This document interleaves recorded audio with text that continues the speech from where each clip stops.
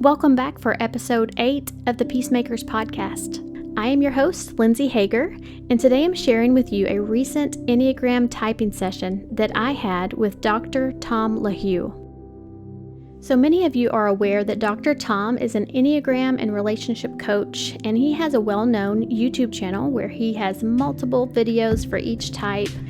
He goes into talking about growth for each number and potential blind spots. He talks about subtypes and just really anything you would want to know about Enneagram and relationships you're going to find there on his channel. Okay, I also wanted to make sure that you all know that Dr. Tom is about to launch 2 Enneagram certification programs, and they're going to begin in May.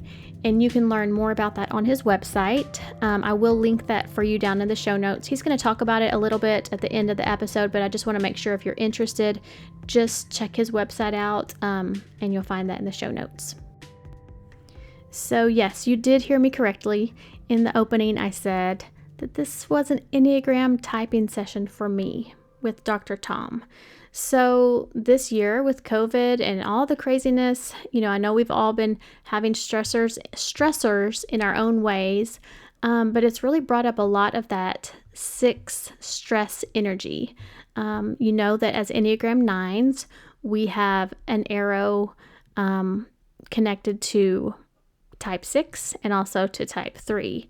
And so typically a 9 would, if we're in a healthy space, we're going to look like a 3. We're going to pull out more of that 3 energy, like the achievement part of ourselves.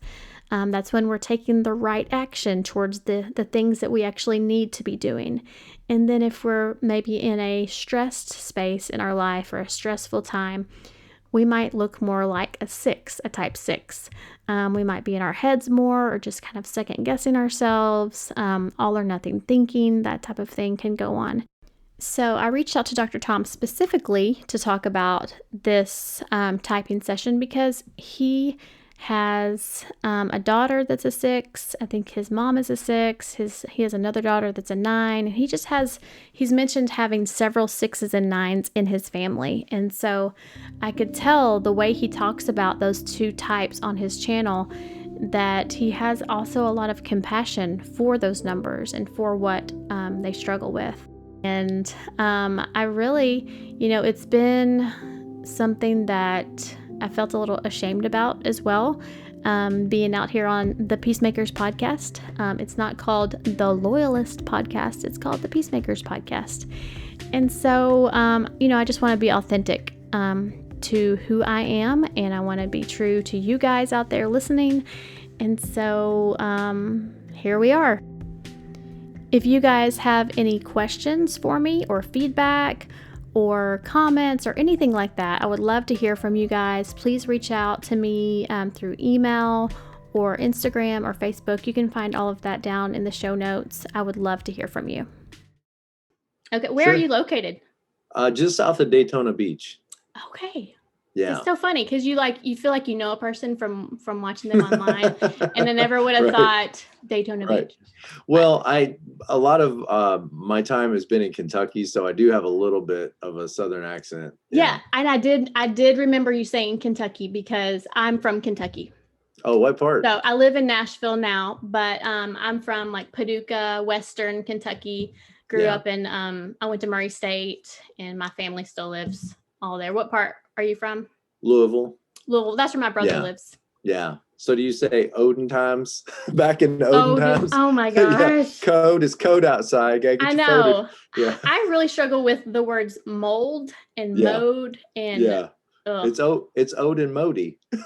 Horrible. And Shower. You take a shower because it's going to take you about an hour to get ready.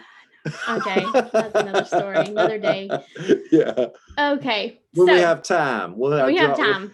Yeah. It'll come out. It will come out every once in a while. And people are like, what did you say? Right. Okay. Right. So I want to thank you for coming today. And you're on the podcast. You're on my screen right now for Zoom, but you're going to be the one leading the ship most of the time, I think. Okay. So before we start into all of that, tell us about yourself because you've just told me that you currently live in Daytona Beach.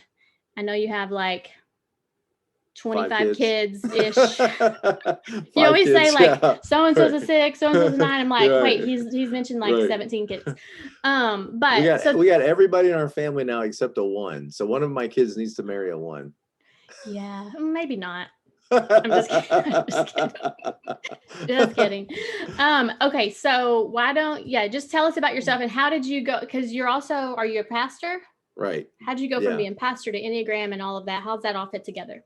Right. So my wife and I have been in ministry in the local church since we got married, 1991. So it's been 30 years. We started as youth workers, and then anyway, one way or another, working in churches. And Myers-Briggs was very helpful because as a ministry, you're always trying to understand, like, why are people doing what they're doing? Like, why is this making sense? Why do their lives make sense? Because people are motivated so differently. Mm-hmm. And in college, in seminary, you learn, of course, about DISC, or the 4 animals: the otter, the beaver, the golden retriever, and the lion. And that's very helpful. And then you learn about Myers-Briggs, and that also is extremely helpful. And I got pretty deep into that. Like, I'm the guy that downloaded the 180-page manuals on every type and trying to read through and understand my wife and my kids. And, and I think that is a very useful tool. But then one day, my oldest daughter, Grace, who's an 8 wing 7, she went to a ministry conference where they were talking about the Enneagram. She came home and was like, Dad, you need to look at this. You need to check this out. Because we were always talking DISC and Myers-Briggs, and it felt like, you're over the target, but you weren't always as accurate as the Enneagram would be. And anyway, for us. But so I thought at first I just kind of blew it off like, okay, another personality thing, whatever, I don't really want to learn another personality thing. I mean, and I think I got, like, the first book I got was like The Beginner's Guide to Understand. It's some yellow book with cartoon pictures in it. And it was funny. I mean, it was lots of cute little pictures of every type sitting around a dinner table, and read through all that and immediately knew I was a 7. I looked at that. I was like, yep, 7. That one's it. And we're pretty able to tag everybody in our family. I think when you just learn about it, it can be a little confusing, a little overwhelming. And so we thought that our 9, Kaylee, was a 2 like Mom, but 9s have a way of merging and fusing with dominant people in their life. And we thought Olivia, our 6 wing 7, might be an 8, but she's a 6. We figured it out over time. So I read through all these descriptions and I thought, this is really helpful. This is really cute. This is really cool.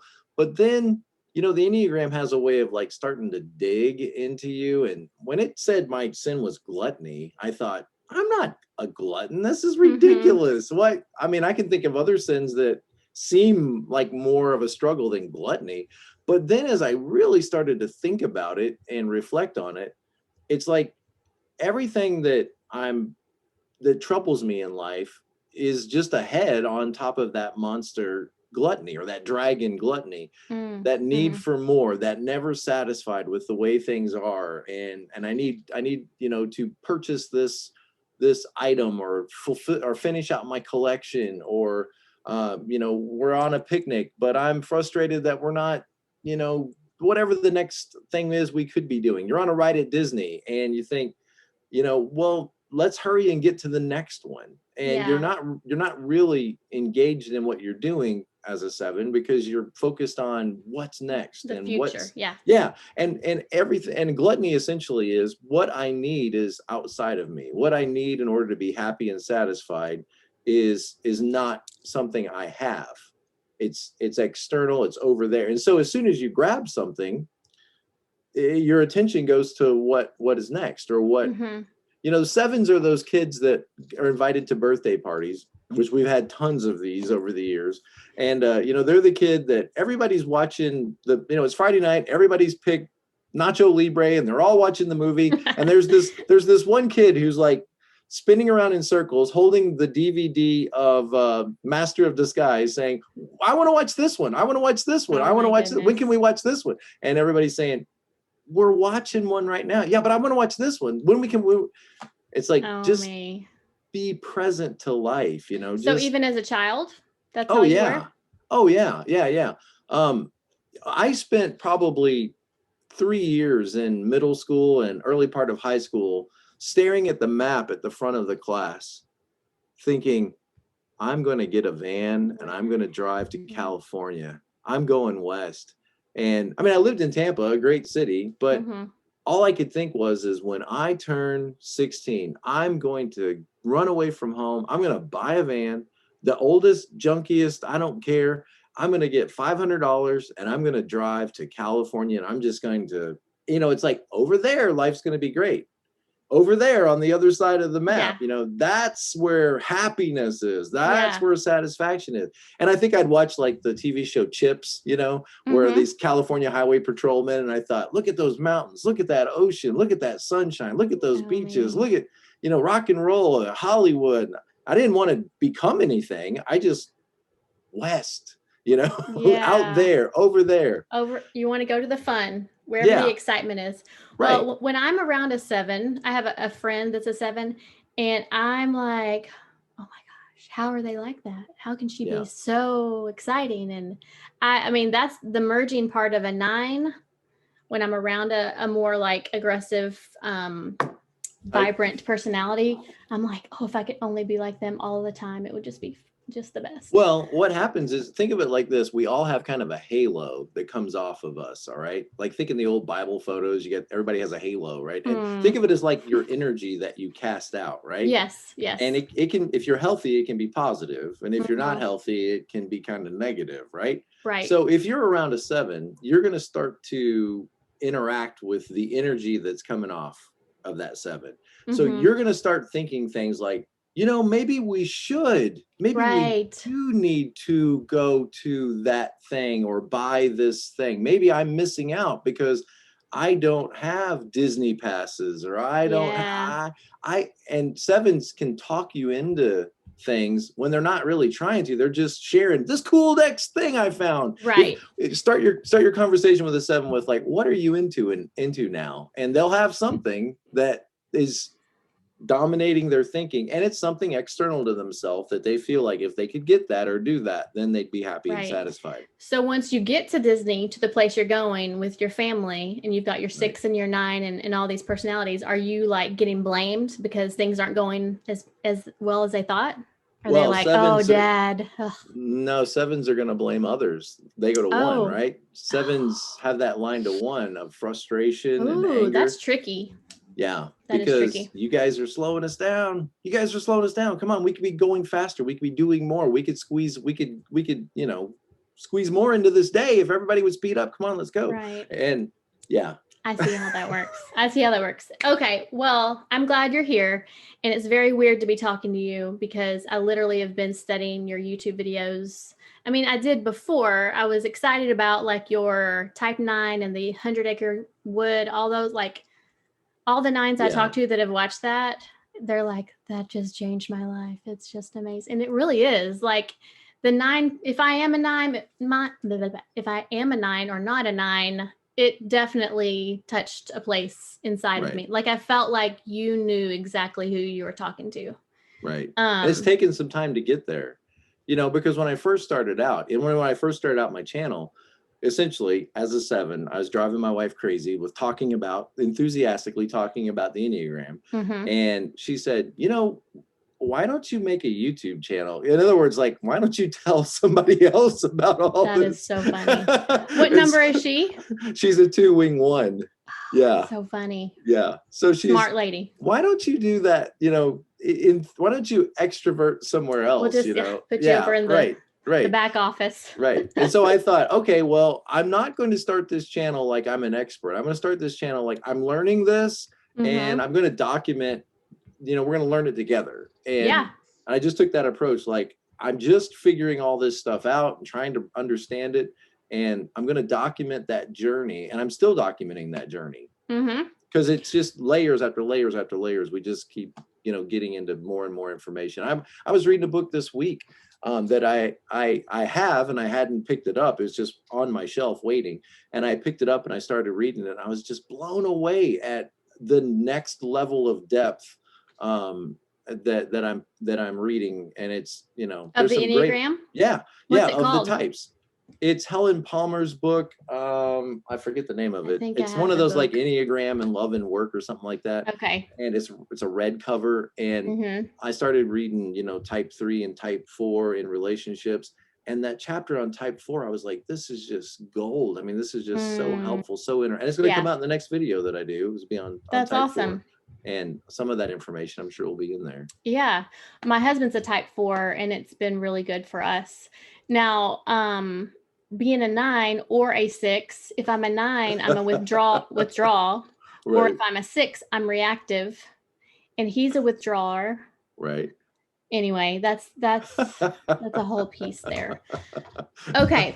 That's why I'm doing the certificate in relationship coaching, because yes, I'm very interested in that too. So maybe you can share that like at the end. We'll let you tell us about your certificate program. Yeah. So so here's why I reached out to you. So I know that you have a lot of great videos I've watched all your 9 videos, but I've started watching your 6 videos also. So that's why it's weird seeing you on my screen, because you're actually like talking back, and it's very strange.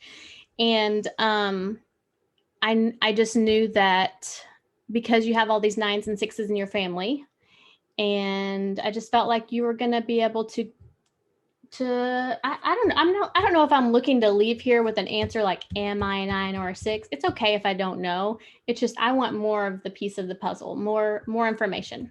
Okay. Right. Okay. So and also when I started the podcast and the Enneagram 9 Stories community a year ago, I did it with the best of intentions, thinking I am a peacemaker. I want to bring peace. I feel like I thirst for peace. That's kind of the way I see the world. Like, I'm a counselor. That's why I wanted to go into the counseling field. But I sent this to you in the email. I'll just touch on it for a little bit, but I have had several life things happen.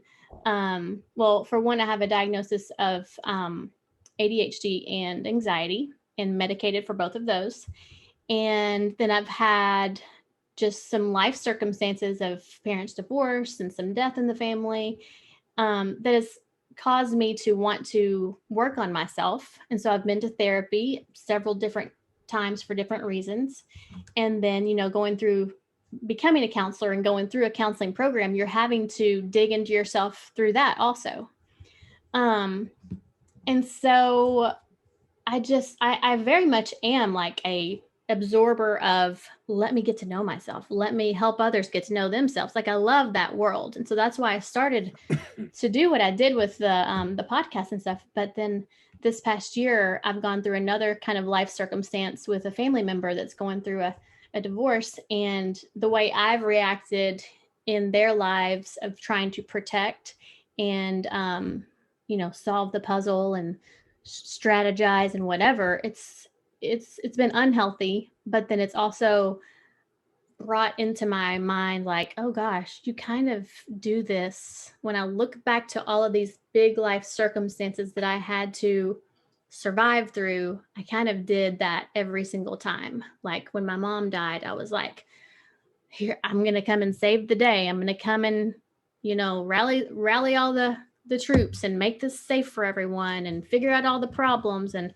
it feels very not 9-ish. It feels very like I'm in the forefront, and I don't really love it, but I know that I can do it, type of thing.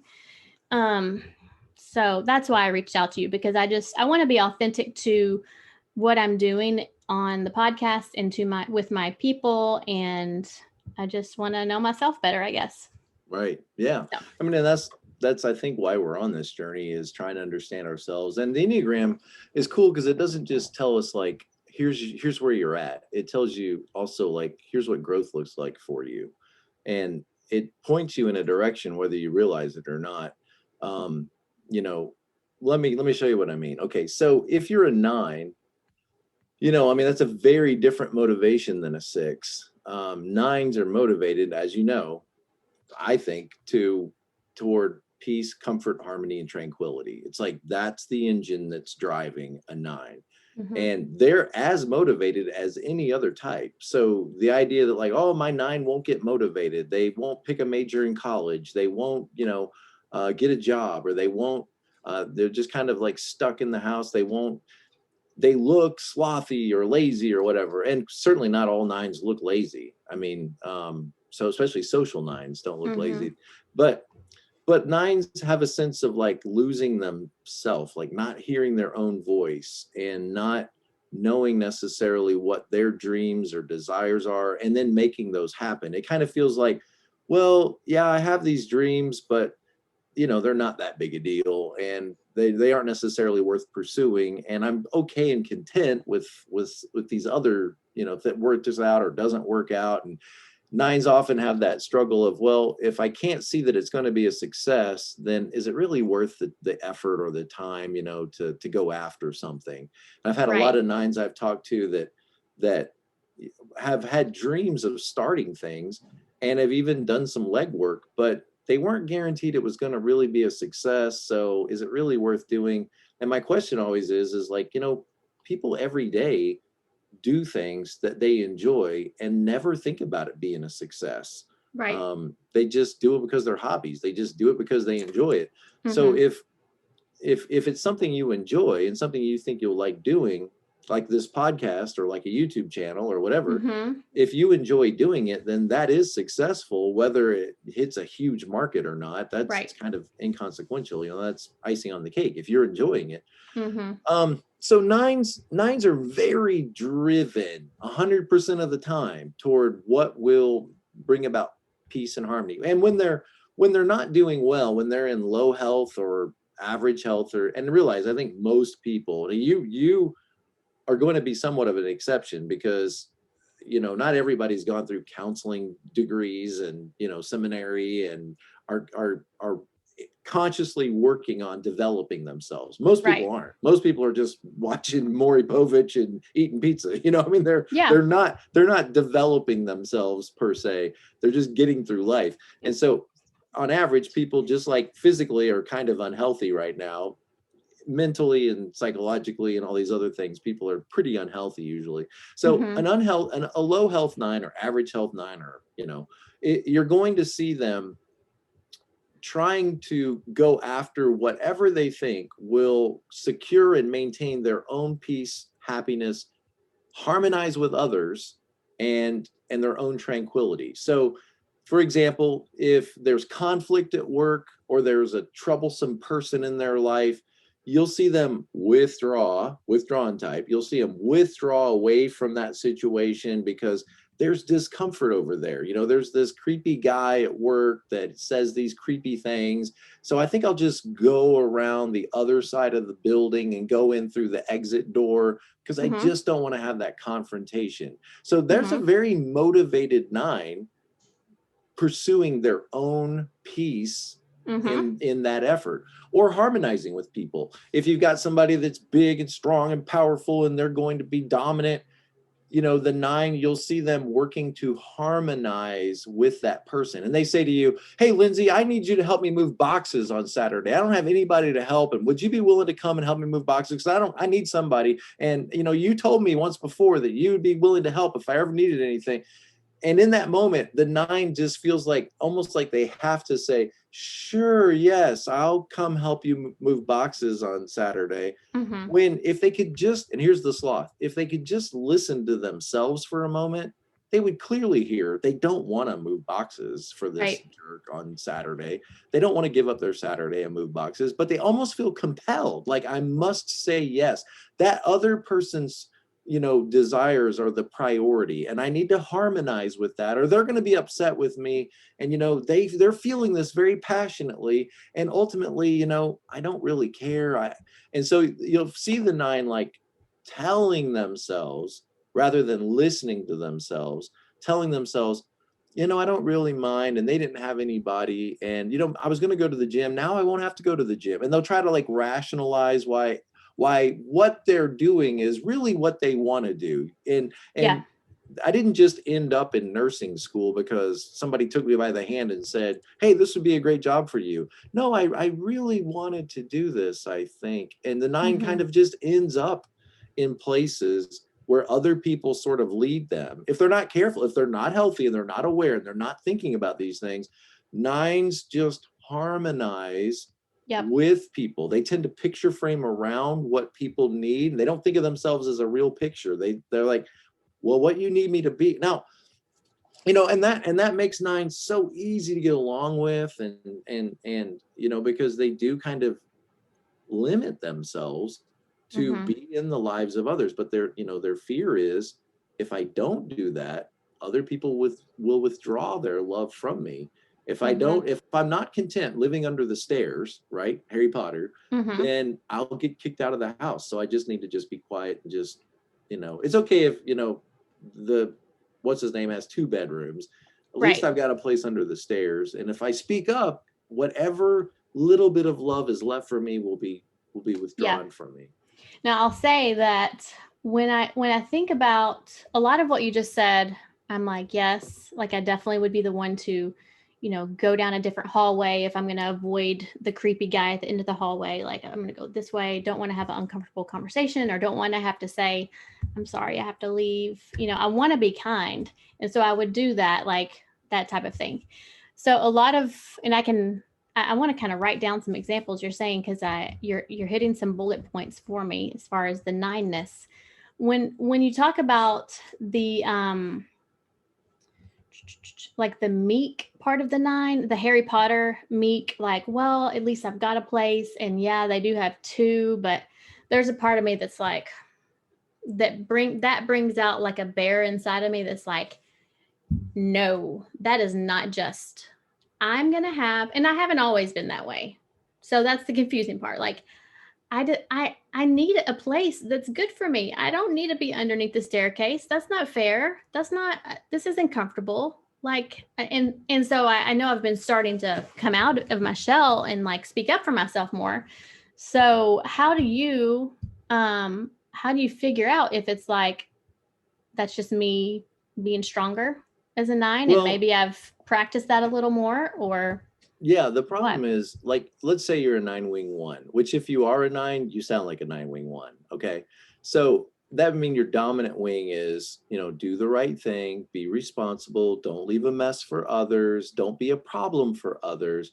And the moment you feel like you're not doing that well, the 6 that you have aligned to will kind of bark at you back into that do the right thing. Like, other people will turn against you if you misbehave and you cause a problem. If you make a scene, other people will be upset with you, and you will lose connections with people. So that with a typical 9 wing 1, they're going to hear a lot of the 1 stuff, and they're going to hear a lot of the 6 stuff. But the Enneagram is cool because if you're a 9 wing 1, it's pointing to you like what growth would look like. It's saying 8, 8, 8, 8. 8 is your balancer. You don't look at an airplane and say, hey, look at that airplane and also the wings. You just look at the wings as a part of the airplane. Right. And if you're a 9, you have 2 wings. The other wing is the 8 wing. And the 8, is there because you need it. It's not there arbitrarily. Like, it's not like, oh, it just happens that an 8 is the wing of the 9. It could have been anything, but it just arbitrarily was there. No, I don't think so. I think the 8, if you think about an 8, they need a 7 and a 9 wing to balance out all of that dominant 8-ness. If you have an 8, it can be a very dominant bull in a china shop type person if they're not very healthy. So they have a 9 wing that says to them, why don't you just not say anything? Maybe it's not your turn to talk. Maybe they don't need your help. Maybe you should just let this go. And maybe you can't control it. All stuff that a 9 just intuitively understands. And then the other wing of an 8 is a 7, which is saying, lighten up, man. Why does it always have to be a fight? Why can't you just laugh at yourself? Why can't you be more personable and charming and just, be fun at parties? Why does this have to be who scheduled this party? Why is this on my calendar? What time are we leaving? Why you get that 7 stuff there to just kind of so when you think about a 9, on the one hand you have a 1 wing, and when I talk to 9 wing 8s, the 1 stuff, they feel all of the anxiety when you start talking about to-do lists and getting your work done by the end of Friday before you go home for the weekend, and prioritizing and scheduling stuff, all stuff 1s do without thinking about it. Delegating work, all of that 1 stuff. 9 8s, they start to feel all of the 6 anxiety. when I talk to 9-wing ones and you talk about 8 stuff, like confronting people, telling people, I'm sorry, I can't help you with that, and not giving them reasons, because 9s love to give all their saga. Oh, yeah. When you just, if you were to just say to me, yeah, Tom, sorry, I can't help you move boxes on Saturday. You have every right to control your life. The 8 is telling you that. Hey, Lindsay, you have every right to control your calendar. If you don't want to do something, tell him I don't want to do it. You don't have to explain to him why. See, if you're a 9, right? You project, we all project our personality out into the world as though everybody thinks like us. So one of the superpowers of the 9 is the ability to see other people's perspectives. They don't see their own perspective very well. They tend to shut all that down, because if you were to hear your voice, it would feel like problems that needed to be dealt with. And you don't want to deal with problems as a 9. You want peace. So you tend to project out, like, if other people just understood my perspective, then they wouldn't be upset with me. So let me give them 7 reasons why I'm not able to help them with their boxes. And they'll surely they'll understand. But other people don't care about your perspective. Some people just want you on their agenda. And when you start saying, well, I can't help you because I got to take my dog to the vet, all they're hearing is, let me solve that problem for you. I'm a problem solver. I'll solve that problem and get you back on my agenda doing what I want you to do. Stuff you would never do as a 9. A 9 would never do that to other people. You would just accept, oh, well, he had something else he had to do. It's none of business of mine. It's fine. It's no big deal. All right. So talk to me about 6. So you've given me a good overview. I'm going to take notes because I'm going to forget all this. Okay. So, the 9, when they're under stress, they're going to look like a 6. They're going to start doing 6 things. Like one of the first things I think about 6s is they want to know, what do you think? Does this make sense to you? 6s are problem solvers. They're some of the best problem solvers of any of the Enneagram types. The problem is they have this glitch that they're not necessarily sure that they can come to a conclusion for themselves with their own problems. So if you go to a 6 and you say, hey, I've got this, should I move to Kansas? Should I move to Missouri? Should I take job A or job B? 6s are exactly the people you want to talk to, because they will problem solve with you. But when they're faced with the same dilemma, they have a hard time really feeling like they've come to the conclusion and they're sure they're right. They know what to do. It's hard for them to have peace about that decision. Okay, so when a 9 is not doing well, or when a 9 is under stress, let's say, for example, you're in charge of some committee and you feel like everything's going great, but then somebody throws a monkey wrench in it and they tell you, hey, Lindsay, we're just not happy. We don't feel like our voice is being heard. And we're just, upset with how the last party went and nobody got notified. All of a sudden now, that 9 who was at peace is going to start looking like a 6, saying, okay, well, what do you guys think? Do you guys think that for our next party that we should cater, or should we stop at the grocery store and pick up food, or should we bake? That stuff 6s do. 6s always want to know, what do you think? Does this make sense to you? They're looking kind of for the people with experience, where 5s want the facts. They want the data. They want, the raw data and analysis. What do all the studies and surveys say? 6s are much more folksy, and that they kind of want to talk to somebody who bought one and actually drives it and has experience with it. And they want to know grandma's wisdom. Like, well, what do you think? I mean, I want to talk to a real person that actually knows, that's tried this. I want to talk to somebody who's raised kids and get their perspective. So 6s are very interested in the expert's opinion. Like, what do you think? What does this make? And they need to talk that out to feel like that they're coming to a conclusion with this. 9s are naturally at peace with stuff unless they're under stress. Then you'll see a 9 look like that 6. Well, I guess we need to get everybody on the team to agree before we move forward, right? Yeah. 6s, so if I can interrupt. So a dilemma that I have here is, because I've mentioned the anxiety and the ADHD. So ADHD, and it's so interesting reading, like being in different 9 groups on Facebook, because people talk about maybe I have ADHD. Whoa, these are a lot of these, like not being able to get things done and checking out and, being unmotivated sound like that. And then anxiety, also I have dealt with fear my whole life. I've dealt with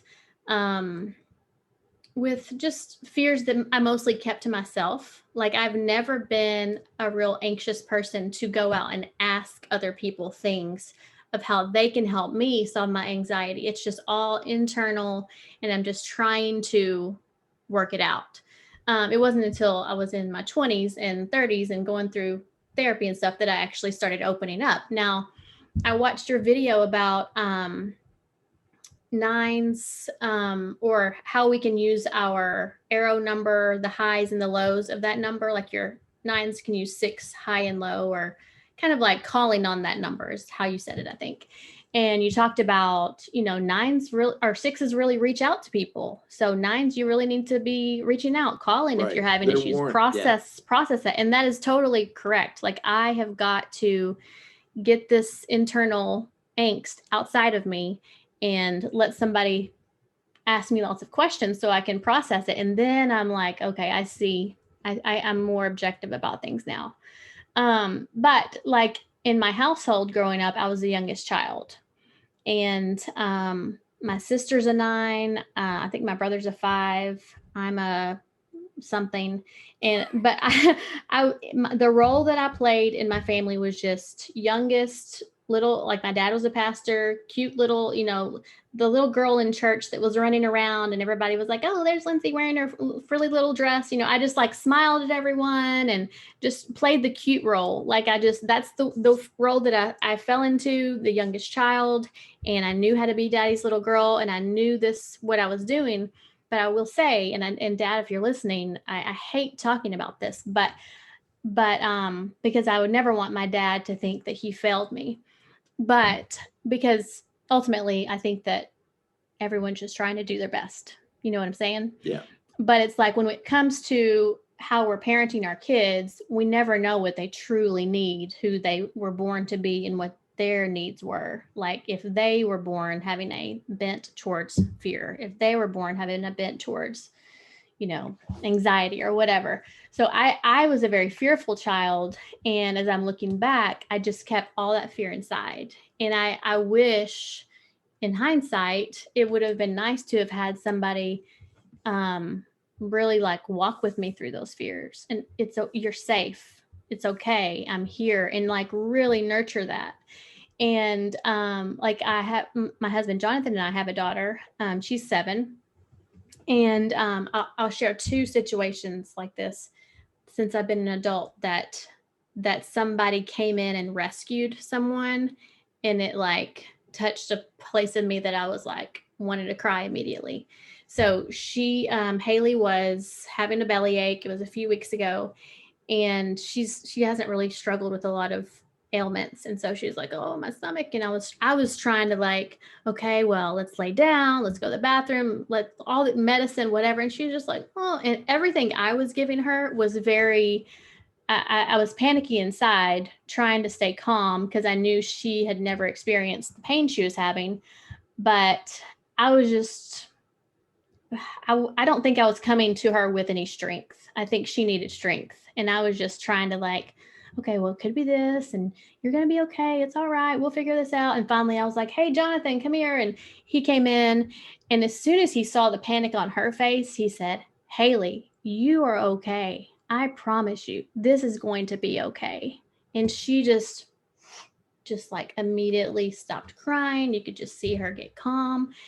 And it just, even now talking about it, I'm like, oh my gosh, like there's something about that safety and security that he gave her in that moment that I feel like is a hole in my heart in some ways, or a lacking place in myself. Had another situation at work where I was just dealing with a, kind of disgruntled parent, and I was freaking out a bit, and my coworker and I had a good trusting relationship. And she just looked at me and said, do not let this parent ruin your day. This is just one parent. I mean, she just like spoke to me like she was the voice of God. And it was that same thing, like, oh, I just, thank you so much. I just needed that. I just needed you to just tell me I was safe. And so, I don't know. Do you see peacemakers? And if I kind of have felt like I'm either a social 9 or a social 6, just in reading the descriptions and watching your videos. But do you see peacemakers talk a lot about safety and fear and this need for that type of thing? Well, I think I've seen plenty of 9s struggling with anxiety when things aren't going well. That's pretty common. When somebody, like if somebody says, well, I might be a 6, I might be a 1, I say, oh, okay, well, if you're a 1, how does anger show up? And they might think of a few things, and I'll say, what about anxiety? Oh, yeah, anxiety is a lot more than anger. And they would say, okay, well, let's assume then you're a 6. It could be a 9, because 9s do, I think, and other types do too. 4s tell me that they struggle a lot with anxiety, but I think of 9s as anxious that something's going to be a problem. Like 9s don't want problems. They don't want to have to deal with problems. I know I'm making very general statements, so I'm sure that there's some 9s out there that love problems, but 9s don't want to be a problem, and they don't want to have to necessarily deal with problems. And so you'll see a 9 really get upset if you keep bringing a problem to them. If you say, like, for example, hey, did you get that insurance bill in? Because it's got to be in by the end of the week. And then the next day, hey, when are you going to get that insurance bill? And it's like 9s are willing for you to have a problem, and they will sit there and help you and let you talk all you want. They'll be patient with you as long as it's clear that the problem is yours. If I start to hand that problem to you, you'll see a 9 tend to want to retreat to go toward their peace and comfort. They don't want to have a problem. Sixes, on the other hand, are kind of turning things that aren't problems into problems. And so 6s aren't necessarily afraid of problems or dealing with problems. They tend to create them even when they're not there. They tend to see things as problems when they aren't necessarily problems. Nines have a tendency to not see a problem, even though it is a problem. And you're like, wake up, 9, this is actually something you need to show up for. They don't want to see it as a problem or as their problem. 6s, on the other hand, are going to see things, that aren't even necessarily actually in front of them. They'll perceive that those could pop up, and you're thinking all the time, like, this is not a problem. Why do we keep worrying about this problem that may or may not even happen? With a 9, why don't you worry something about the actual problem that's in front of you? And in a sense, that 6 is warning the 9, like, you need to care about what I care about, or you're going to end up feeling what I'm feeling. And the 9 needs to, maybe have a strategy like a 6. Make sure they have a safety plan. Make sure they stay connected to others. Make sure they are asking other people, what do you think? Does this make sense? Because the 9 is sort of like in the place of peace, even though they don't deserve to be. Really, the 6 deserves to be in that place of peace because they've done all of the legwork. And when they finally feel like they've done enough and they've got enough assurance, you'll see them in that place of peace. And they've actually kind of like worked hard to be there. And the 9 is just there occupying the space when maybe they should be a little more concerned. Yeah, for sure. Now I'm definitely an over preparer. The 6 wing, if I'm a 6, then 6 wing 5, like I definitely resonate with that. Like I like to read, I like to get all the information, and then if I hear something else and I'm like, oh, that too, I need to add that in here. And you said something in a video like this is a confusing thing about the merging. So 9s merge, but then also 6s they're gathering information, and they might not feel so sure in their like understanding of it or their ability to conceptualize it or be capable of sharing it. And so what I'm saying is, I found myself when I worked in a school setting as a counselor, I'd have to talk to parents, to kids, to teachers, and I'm like this middleman, and everyone I talked to would be giving me new information. And I felt like I was merging with them. Like, okay, we're good. You and I are good, right? Okay. And I'm on your team and you're telling me the information. Then I go to this group and I'm like, okay, this is what they said. And then it's like I merge with all of these little groups. And then I'm also like, well, what's my input into all this? How do I feel about all of this? Should I even tell them my opinion? Because it doesn't really matter. I mean, they're the ones trying to figure it out. But then my opinion could also shift based on what one person could give me a really great argument as to why this kid needs to leave the building and go to alternative school. And I'm like, yeah, you make a lot of good points. And then I go over here and then they bring out all this compassion in me. And I'm like, yeah, they need to stay. Which all of what you said is a very 9. Yeah, it's very 9-ish. And that's one of the things that can frustrate people that are working with or living with 9s is the 9 can sort of seem like they're blown by the wind. Like, if whoever they talk to last, yes, whoever got their ear last. And so I think you and I are both on the same page that we're going to choose green for the wall, right? And yes, we're going to choose green. But then, Uncle Billy comes in and talks to you and sort of convinces you that red might be a good option. And then you and I now are at odds. But I think another big distinction between 6s and 9s is 6s very much want to be on a team. Especially a 6-wing 5, they are defenders of their team, right? So 6s want to feel like they're connected to a team of people that will support them, of people that are for them and will have their back. 9s don't necessarily ever feel like they're really on a team. 9s tend to feel like they are not in a jersey, they're in a referee uniform. And it's like, 6s are, no, we're the green team. Everybody that wears the green team's on my team, right? And watch out for those red teams. Those people, you can put in the word Republican, Democrat, or Presbyterian and Methodist, whatever. You can put in all those categories, but 6s are very much the jersey wearing, banner waving, we're all on this side together, on the side of what's right, gang.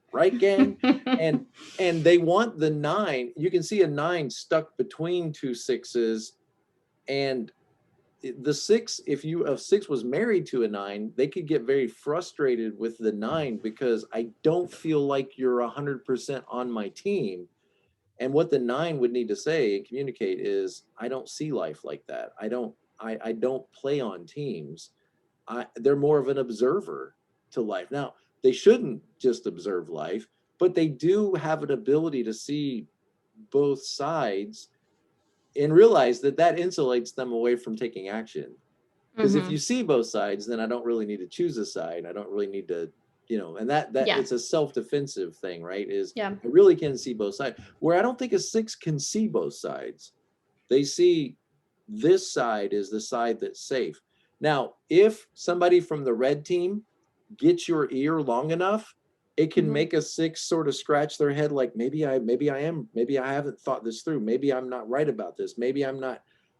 And it will cause some angst. But when red team goes away, green team is going to go back to green team or switch to red team. 9s don't necessarily ever land on a team.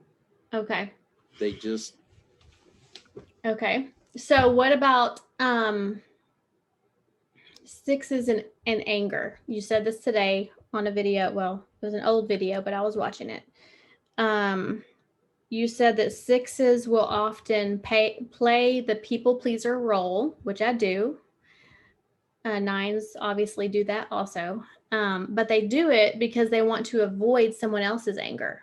They have fear of someone else's anger coming out. So they're trying to kind of navigate that. And I see that in myself too. And I'm just like, I feel like there's these little, I feel like there is a strategy part of the 6, and I am very much a thinker. Like I'm thinking and strategizing, and how can I make this system better? And I know that can be a 1-wing. That can look very much like a 1. But But is there like what's the social six look like in terms of how they're strategizing? And because I don't feel like I reach out to people a lot for support. Right. I probably need to, like but I don't. A 6-wing 7 might be a little bit more friendly, outgoing, and feel like I'm safe and secure because I've got my network of people around me. Where a 6-wing 5 is like, no, I'm in the right belief group. I'm in the right, I adhere to the right manual with all of the people that all wear the same emblem, and we're all agreeing that patriotism or conservatism, we're on the side of right. And so we follow the manual, the policy manual, and so, right. That resonates with you. Yeah. Like when I start a new job, multiple jobs that I've started, I feel like, where's the manual? Like someone needs to tell me all the things. And if I'm training someone in a job, I'm very much a manual type of person. Here's the manual, or don't you worry, I got you. I'm going to walk you through each step of this and you're going to know the way. When I was a school counselor, I would give tours to parents and kids, and I would give them so much dang information. They were like some parents loved me and others were like, oh, great, thanks. We just wanted a brochure or whatever. Right. But I'm giving them all of it because I know what it's like to be new, and I know what it's like to want to have, and I have a lot of questions, so I'm sure they do too. So doesn't that sound like a 6? Yeah. Yeah. Right. It does. Yeah. I can see why you're stuck. I can see why there's a dilemma. So go ahead. No, go ahead. So, I told you that I had a very stressful situation this year. And as I looked back to, after my parents got divorced, I was the youngest child. I was 20. I went hardcore on my mom. Like, are you sure you're supposed to be doing this? This is the wrong thing. And it's gross looking back at it. The pressure that I was putting on her to not leave and like save our family and save really my stability. And growing up in a pastor home, like I just never thought that would happen. And so I went hardcore into that, fix it. I got to say this, I got to fix this. And then my mom passed away a few years later. And I think that has a lot to do with my healing also, because that was a big jump from me being like a very hardcore pushing against her to like literally helping take care of her when she was sick. So that was, I dealt with a lot of that in a good way, facing that part of me. But then this issue this past year that I've been dealing with, I find that I will do let's figure out all the things that could go wrong, and let's research the things, and let's just, get ourselves as safe as possible. So then when we get there, we're going to feel pretty good walking in that we've got our things in line. But those are all stressful situations. Yeah. You know what I'm saying? So how do you know if you're a 9 in just a really stressful time period, or you're a 6 that's just being a 6? Yeah. I mean, from everything you've said, from just this short, brief encounter, I would probably roll the dice and say chances are you're a 6. Roll the dice and say I'm a 6? Whoa, okay. I mean, I would, if I had to tip the scale one direction or the other, without actually like going through, everything I tend to go through with coaching appointments, is I would say all things considered, you grew up in a good home, you have a great education, you're very much into, self-improvement, self-actualization, being the best version of yourself, healthy relationships. It's far more likely, in my opinion, that you're a 6 that really leans in or connects to that 9, to a healthy place, than that you're a 9 that is extremely unhealthy all the time, living in this 6 place. Okay. And like what you described with your mom is, sounds very 6-ish, very sweet and salty, sweet and salty. Yeah. When you said that, I was like, Yeah. It's like, I'm for you. I'm for you. I'm for you. What? I find out that you're not for us. I'm against you. I'm against you. and 6s are very much like that. They tend to be, they tend to exhaust us other types with all of their help and their questions and what about this, and have you thought this through, and let me show you all of the information that you need to know, because you got that 5 wing. Let me show you all the information. Let me help you by showing you all the information and stuff that you don't realize, and stuff that maybe I don't see 9s doing a lot of that, Right. I'll say this though, because I feel that's why I don't want to be a 6. What you just said is why I don't want to be a 6. And I saw the look. Yeah, as soon as you you don't want to be a 6. As soon as you one of them becomes painful, chances are that's the actual type. Okay, but let me say this. Okay. I lost my train of thought. I don't want to be 6. Okay, because the 6 in my mind is like, before they make a decision, they're like, they're asking a lot of questions outwardly to other people. Like all the questions I'm asking, I'm working on it on my own. It's all internal anxiety, and I'm doing all that work internally. And so I don't want to be annoying. Right. And I don't think I honestly that other people will be upset with me. Yeah. Yeah. And I don't want to stick out as being annoying. I don't want to be like, oh, here's her question again. Like, here we go. And so I literally have not asked questions through time. And so when you say that 6s can start to kind of get on your nerves and do that, I'm like, but I don't do that. I don't want to get on anyone's nerves, and I try not to. Right. And you've learned over time that it's getting on people's nerves. Right? And a 9 is not going to learn that I'm getting on people's nerves, because they don't get on people's nerves. 9s are not They're just precious. 9s are not, they're not over asking all the questions. They're not worried about the exam. They're not digging into, how do we know this for sure, Professor Brown? And you might be leading us off a cliff, and I need to research this again. They're not doing all that stuff. So they don't have to tell themselves, oh, limit yourself, because, if you feel yourself limiting yourself, then your natural impulse then is a 6 natural impulse, not a 9 natural impulse. You're telling yourself, stop doing this. People are going to be upset with me, because it's happened in the past. People have told me. Yeah, I see what you're saying. Right. You said something on a video. You said that 9s, or you said 6s will leave a meeting and they'll go out to work with their buddies and be like, oh my gosh, I was just wanting to say this. And I was like, ooh.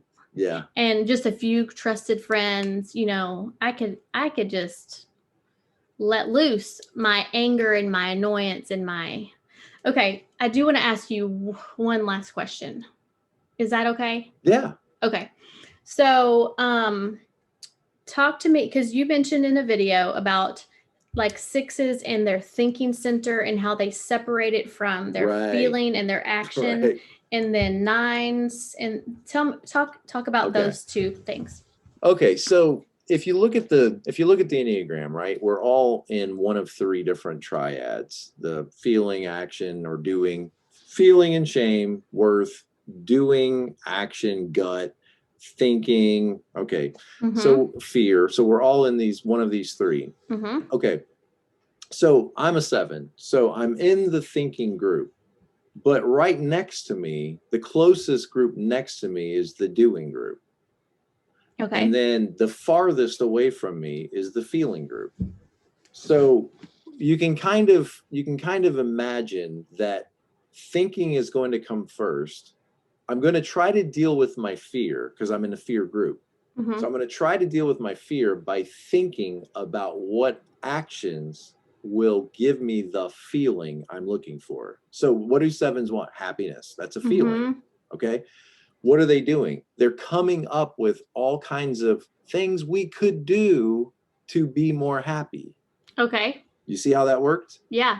Okay. So 6s are on the triangle, mm-hmm. where you're in the center, and the people in the center, wouldn't it be nice if you were just balanced, right? It was like thinking, feeling, and action. But see, you're in the thinking group, and you're equally removed from the action and the feeling group.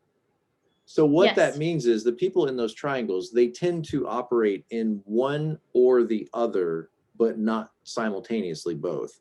So for a 6, they would tend to operate in feeling and action or thinking, and kind of swap between those two. Okay. So what are you feeling? Fear. Okay, so fear is the problem. So we're feeling anxious, worried, and we're taking action that will alleviate that fear. Yes. So your brain works in like, okay, this could happen. We could lose our job. We might lose our house. We could be invaded by Poland. Whatever it is, you got these fears. The price of meat is going to go up. There's not going to be clean water available. And it's like, okay, so the fear, and then immediately what comes next? Action, fear and action. So you start taking actions to alleviate your fears. Yep. And then somebody over here on the side taps your shoulders and says, let's think about this for a minute. And the thinking has been separated from the feeling and the action. And so if you're drawn over to think about it for a second, in other words, if you could pause for a minute, before I take any actions, before I just jump into, I need to call somebody, I need to go to the store, I need to cut out these coupons, I need to order now. Before I do that, let me just think about this for a minute. Let me just think about it. And if I could just think about it, I might realize I don't really need to take any action. What I'm fearing when I think about it isn't really necessarily something I need to worry about. Yeah. One of the great revelations of the Enneagram is, if you were another type, would this be bothering me right now? That's a powerful thought. In other words, this is where it does get a little metaphysical, and I tend to stay away from the metaphysical, ethereal stuff. I'm very practical. I'm a 7. I'm very practical. Like, how does this help people? Okay. But one of the ethereal, metaphysical things that I really think is very helpful is the Enneagram shows you don't have this number tattooed on you anywhere. So why do you limit your thinking to these impulses and compulsions? You don't need to. In other words, you're a computer, and the 6 or the 9 is your software, and it's not always working in your best interest. So sometimes you just need to override it. So this is what this would look like. Sometimes my problem is whatever I'm upset about or angry about or feeling like I need to go do, sometimes the reality is my problem is I'm just a 7 feeling 7 stuff. And when I realize that, it doesn't need to have such a dynamic hold on me. Like, it starts to relax and loosen its grip a little bit when I realize my problem is not that my husband doesn't care about me. No, my problem is I'm a 2 feeling 2 things. Or it's not that everything is cluttered and nobody cares and nobody wants to work and the problem is I'm a 1 feeling 1 things. Right. And when that is huge. And when I realize that, it helps me say, there's kind of a toddler in charge of my thinking right now. It's my impulses and compulsions are telling me this is the right way to think, and this is the right way to do things. And anybody that doesn't see things this way is bad, wrong, and corrupt. And it helps you realize, I do have a lot of choices in life. And one of the choices is to just be present to life as it is. Yeah. Not as I fear it might be or as I would like it to be. And when I'm really upset, really hurt, imagine a 4, for example, a social 4, okay? They're at a birthday party for them, and they're in the other room feeling like they don't belong and feeling like they don't fit in and feeling very sad and very depressed. Is there really anything wrong? In their head, they really feel like something is wrong, but maybe they're just a 4 feeling 4 things. Yeah. And if they recognize that, it might loosen its hold on you a little bit, and you can return back to the party and just enjoy yourself. If you're a 6 wing 5, then what growth would look like for you is 7. In other words, when stuff feels like a problem to you, you could ask yourself, what would a 7 say about this? What would they do? What would Robin Williams or Jim Carrey or Jack Black, how would they, how would they relate to this? And well, they'd probably laugh at themselves. They'd probably grab the microphone and start talking. They'd be more assertive. Right. And they'd be more playful, and they would try something new, and they would look on the bright side, and they would say, it's going to be great. Don't worry about it. It's going to be fine. People are going to love you. So for the 9 that's in the body center, and they are disconnected from the thinking and the action, right? Right. The thinking and the feeling. Tell me how that works for the 9. Okay. So they're in the action group.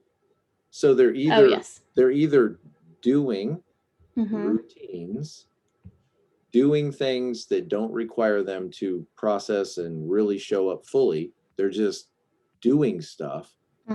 Or they're dreaming. They're thinking and feeling about what they would like to do, but are they actually doing the things they're thinking and feeling?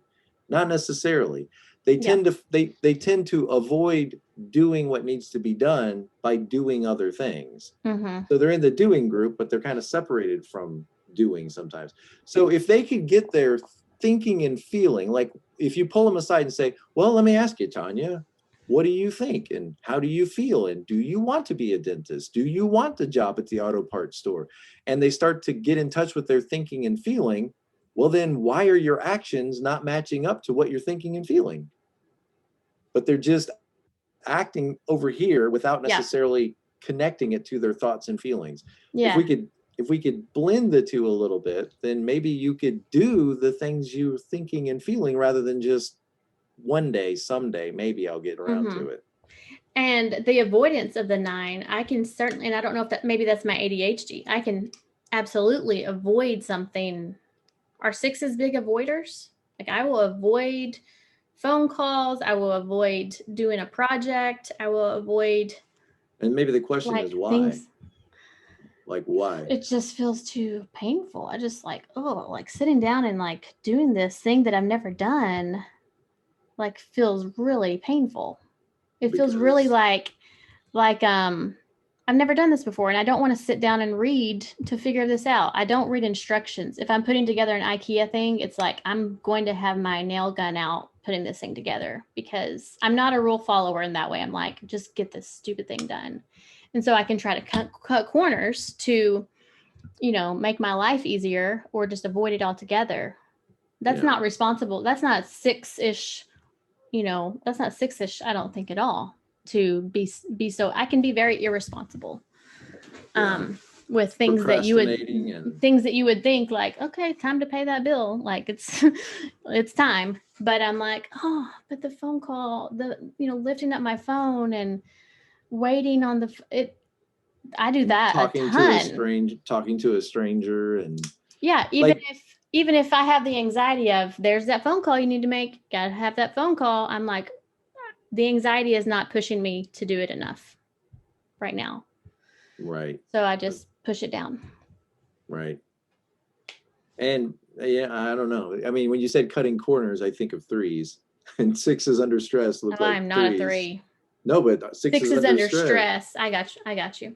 Yeah. They start pulling away from the pack and proving themselves and their worth and their value to the team so that they don't get fired, and cutting corners and being deceitful and those kinds of things. Right. Thanks so much, Dr. Tom. Yeah, not you. I mean, of course. I feel great about myself. Thanks. Right. I'm just kidding. Well, I mean, and again, the number you disintegrate to is kind of like a warning, for you. Like, you need to care about the things I care about and do the things I do, or you're going to end up here, in your outhouse. You'll end up there at some point. I mean, think of 7 and a 1. If 7s don't do the responsible thing, they'll end up having to do the responsible thing. Yeah. At some point, right? So what does 3 say to 6? 3 say to 6? Like being more responsible, like in health. If I was, I wouldn't be a 3. I would be a 9. If I'm a 6, I would go to 9 in health.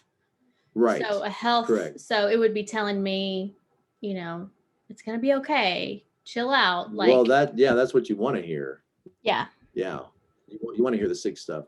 I think the 3 is saying, you need to, things like this. 3s, everything they do is strategic, which is a little different than sixes. Like sixes are creating a strategic plan, like think like an escape route, you know, or safety plan.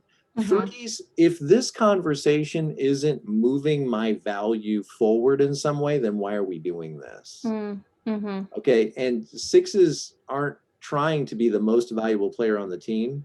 They're trying to be a great team captain or a great team player.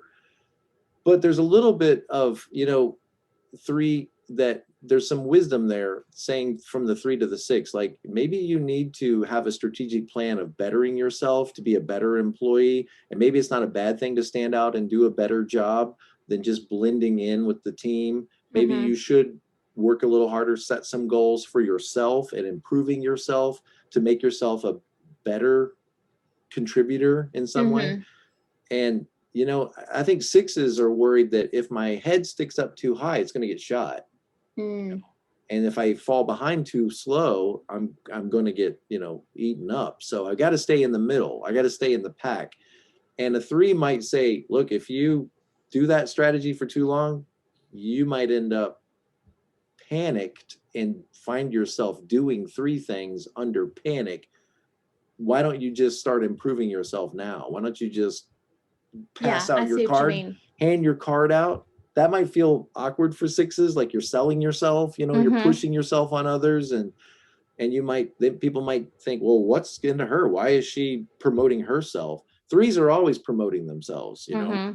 They just, a little bit of that might be good. If you don't do it, you might lose your job and have to do it. Right. Exactly. All right, Dr. Tom. I'm going to let you go because you've given me so much information to chew on. You're still at yours. I'm so confused. No, I'm not confused. I'm not confused. I really, you know, after listening to all your videos and talking to you today, I really am like leaning more towards 6'5", like social 6'5". And that's okay.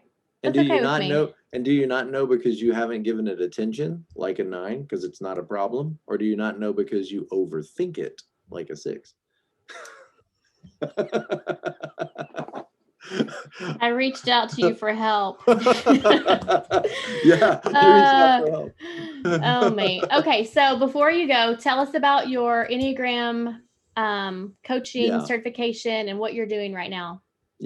So, you know, when I started the channel, I just started putting information out because I was interested in it. I'm an enthusiast. I'm enthusiastic about it. And it's great stuff. And people are going to be helped by this, you know. And then it wasn't very long, about 3 or 4 months, people started reaching out for, hey, can you help me with this question? Email. And then my wife again said, why don't you offer coaching appointments? You know, people can talk to you all they want and you can get out of my hair, you know, I think is what she was saying. So at first I just said yes. I just said, okay, well, I'm just going to open up my whole calendar, as many appointments as people want to book. And I'll realize at some point that I have too many. And I just wide open, what will happen? And really quick, 30, 35 hours a week scheduled for appointments. Wow. And I realized, okay, I can't sustain that. I can't really do that, especially when I have a full-time job. You know, I can't really do it.